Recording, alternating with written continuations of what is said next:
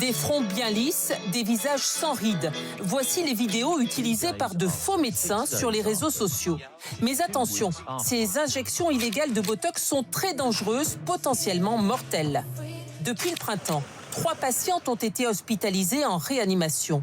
Victimes de botulisme, une affection neurologique grave qui paralyse les muscles et empêche de respirer.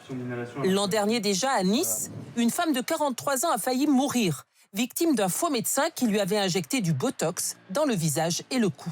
J'ai pas pu bouger la langue. Chaque jour qui s'est passé, c'était encore pire. Je ne pouvais plus boire de l'eau. Il n'y avait rien qui passait dans ma gorge. J'avais très peur. Je me suis dit, je ne vais pas réussir à vivre, je vais mourir. Le Botox est légal, mais doit être injecté par des professionnels agréés, comme le docteur Pecorelli, chirurgienne esthétique. Elle réalise une injection de toxine botulique dans le front d'une patiente. Les gestes doivent être précis. En France, la toxine botulique est sous haute surveillance. Chaque flacon étiqueté et tracé. On note les produits, la date, les lieux de l'injection et pareil, ça c'est pour la patiente, mais le médecin aussi doit toujours avoir une copie.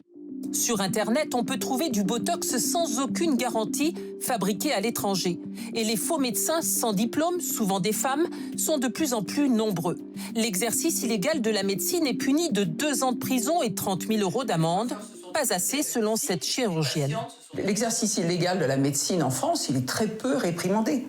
Et les peines financières assorties sont presque ridicules. Donc si vous voulez, elles n'ont qu'un intérêt, c'est de recommencer, sous une forme ou une autre.